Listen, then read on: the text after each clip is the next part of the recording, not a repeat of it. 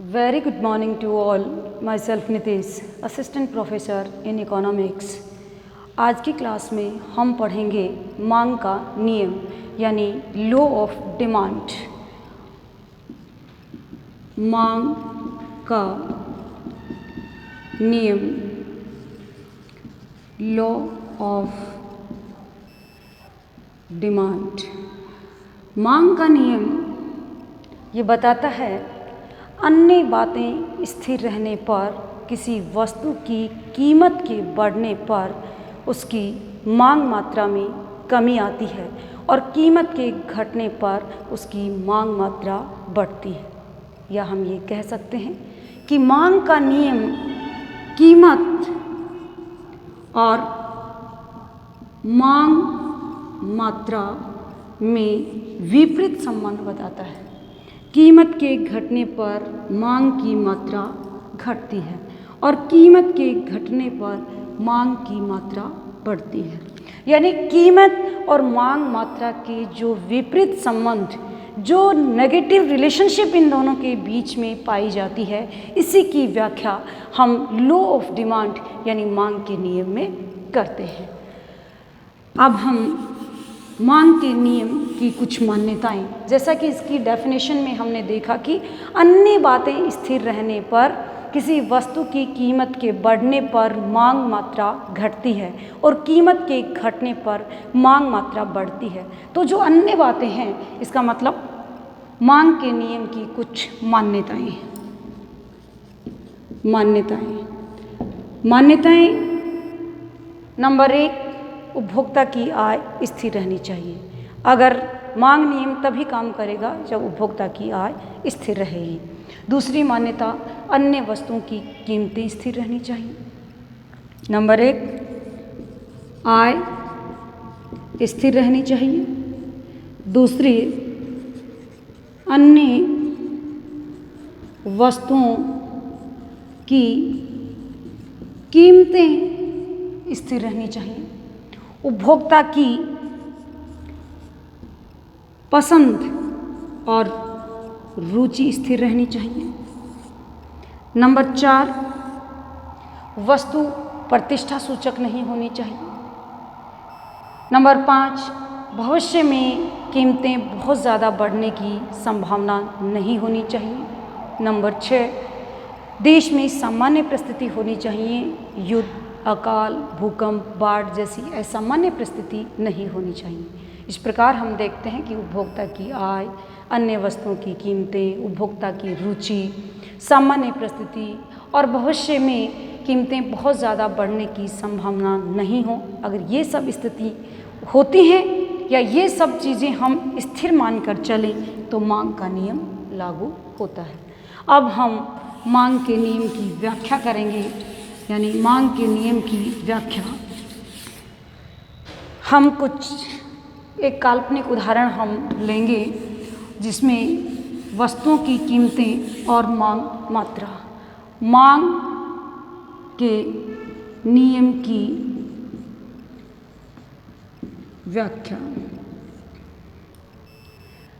अब हम लेते हैं X वस्तु की कीमत और यहाँ X वस्तु की मांग मात्रा।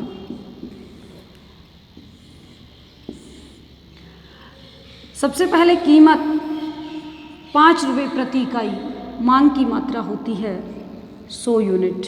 कीमत घटती है, मांग मात्रा बढ़ती है। कीमत घटती है, मांग की मात्रा बढ़ती है। कीमत और घटती है, मांग की मात्रा बढ़ती है। इस प्रकार हम देखते हैं कि ज़्यादा कीमत पर कम इकाई की मांग की जाती है, कीमत के घटने पर ज़्यादा इकाइयों की मांग की जाती है और जैसे जैसे कीमत घटती जाती है मांग की मात्रा बढ़ती जाती है। कीमत के घटने पर मांग की मात्रा बढ़ती है और कीमत के बढ़ने पर मांग की मात्रा घटती है।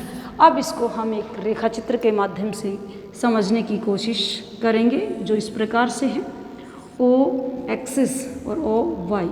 यहाँ हम मांग मात्रा को दिखाते हैं और यहाँ हम वस्तु की कीमत को बताते हैं। हम देखते हैं मांग मात्रा में हम लेते हैं 100, 200, 300, 400 इकाई और कीमत हम लेते हैं 1, 2, 3, 4, 5, 2, 3, 4, 5। अब हम देखते हैं कि जब कीमत 5 रुपये प्रति इकाई होती है तो मांग की मात्रा होती है 100 इकाई। कीमत 4 रुपये प्रति इकाई होती है तो मांग की मात्रा बढ़ती है और हो जाती है 200 इकाई। दूसरा पॉइंट हमारे सामने, अगर कीमत घटकर 3 रुपये आती है और मांग की मात्रा बढ़कर 300 इकाई हो जाती है। तीसरा पॉइंट अपने पास आता है, कीमत घटकर 2 रुपये आती है और मांग मात्रा बढ़कर 400 इकाई हो जाती है। एक ये पॉइंट। अब हम इन सभी बिंदुओं को मिला देते हैं और ये हमारे पास मांग वक्र DD यानी हमें मांग वक्र प्राप्त होता है। DD ऊंची कीमत पर मांग मात्रा कम है, कीमत जैसे जैसे गिरती है मांग की मात्रा बढ़ती जाती है और कीमत के बढ़ने पर मांग की मात्रा घटती है। यानी कीमत और मांग मात्रा में विपरीत संबंध पाया जाता है। कीमत के बढ़ने पर मांग का कम होना और कीमत के घटने पर मांग का ज़्यादा होना। इस प्रकार मांग वक्र हमेशा ऋणात्मक ढाल लिए हुए होते हैं या ऊपर बाएं से नीचे दाईं ओर गिरते हुए होते हैं। ज़्यादा कीमत पर कम मांग और कम कीमत पर ज़्यादा मांग, यानी ये ऊपर बाएं से नीचे दाईं ओर गिरते हुए होते हैं। मांग वक्र जो हैं वो ऊपर बाएं से नीचे दाईं ओर गिरते हुए होते हैं। उनके कुछ महत्वपूर्ण कारण हैं, जिसमें पहला कारण हम लेते हैं सीमांत उपयोगिता ह्रास नियम।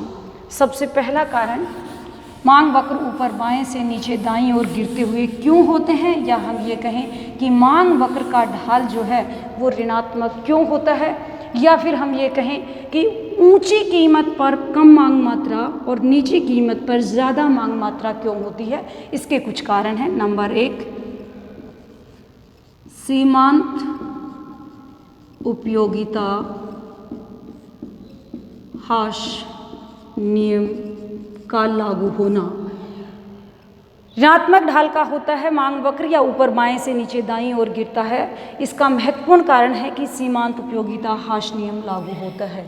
यानी हमारे पास जब वस्तु की इकाई कम होती है तो हमारे लिए उपयोगिता ज़्यादा होती है। जैसे जैसे वस्तु की इकाइयाँ उपभोक्ता के पास बढ़ती जाती हैं उसके लिए उसकी सीमांत उपयोगिता कम होती है, इसलिए वह उसकी कम कीमत देने को तैयार होता है। इस प्रकार सीमांत उपयोगिता ह्रास नियम के कारण मांग वक्र ऋणात्मक ढाल के या ऊपर बाएं से नीचे दाईं ओर गिरते हुए होते हैं। दूसरा कारण है प्रतिस्थापन प्रभाव। दूसरा कारण है प्रतिस्थापन प्रभाव। प्रतिस्थापन प्रभाव भी लागू होता है। एक दो वस्तुएं हमारे एक जैसी काम में आती हैं, जैसे चाय और कॉफ़ी। अगर चाय की कीमत बढ़ती है तो उपभोक्ता कॉफ़ी को काम में लेने लगता है। तो इस प्रकार प्रतिस्थापन प्रभाव के कारण भी ऊंची कीमत पर उपभोक्ता कम मांग करता है और कम कीमत पर ज़्यादा। अगर चाय की कीमत गिरती है तो उपभोक्ता कॉफ़ी को छोड़ता है और चाय की ज़्यादा मात्रा काम में लेता है, लेकिन अगर चाय की कीमत बढ़ती है तो वो चाय को छोड़ देता है। तो इसलिए प्रतिस्थापित वस्तुओं का वो प्रयोग लेने लगता है। अगर वस्तु महंगी होती है, अगर वस्तु सस्ती होती है तो वह उसका उपभोग करता है। तो प्रतिस्थापन प्रभाव के कारण भी मांग का नियम, मांग वक्र ऋणात्मक ढाल का होता है, या ऊंची कीमत पर कम मांग और नीची कीमत पर ज़्यादा मांग की जाती है। तीसरा, आय प्रभाव। आय प्रभाव, वस्तुओं की कीमतें अगर घटती हैं तो उपभोक्ता की वास्तविक आय बढ़ती है, इसलिए वह ज़्यादा मांग करता है और वस्तु की कीमत के बढ़ने पर उपभोक्ता की वास्तविक आय में कमी आती है, इसलिए वह वस्तु की कम मांग करता है। इसलिए आय प्रभाव भी एक महत्वपूर्ण कारण है। उसके बाद नए क्रेता का आकर्षित होना।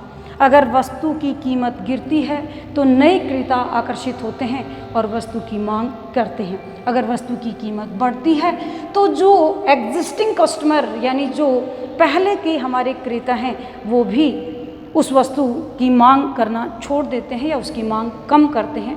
इस प्रकार मांग वक्र का ऊपर बाएं से नीचे दाईं ओर गिरना या मांग वक्र का ऋणात्मक ढाल होने के महत्वपूर्ण कारण सीमांत उपयोगिता, हाश नियम, प्रतिस्थापन प्रभाव, आय प्रभाव और नए क्रेताओं को आकर्षित करना, कीमत के घटने पर और कीमत के बढ़ने पर जो हमारे पहले से वस्तु को उपभोग करने वाले क्रेता हैं वो भी छोड़ करके दूसरी वस्तु का उपभोग करने लगते हैं। इस प्रकार आज की क्लास में हमने देखा कि मांग का नियम क्या था, मांग के नियम की कुछ मान्यताएं हमने ली। उसके बाद हमने मांग नियम की एक सारणी बनाई जिसमें वस्तु की कीमत और उसकी मांग आपस में किस तरह से कीमत के बढ़ने पर मांग घटती है और कीमत के घटने पर मांग बढ़ती है। उसके बाद हमने मांग वक्र देखा, डीडी ऊंची कीमतों पर कम मांग की जाती है और जैसे जैसे कीमत घटती है वस्तु की मांग मात्रा में वृद्धि होती है और कीमत के बढ़ने पर मांग की मात्रा में कमी आती है। और मांग वक्र हमेशा ऊपर बाएं से नीचे दाईं ओर गिरते हुए होते हैं। मांग वक्र ऊपर बाएं से नीचे दाईं ओर गिरते हुए क्यों होते हैं, उसके कुछ महत्वपूर्ण कारण हैं जो इस प्रकार से हमने डिफाइन किए हैं। आज की क्लास में इतना ही। अगली क्लास में फिर मिलेंगे किसी नए टॉपिक के साथ में। Thank you.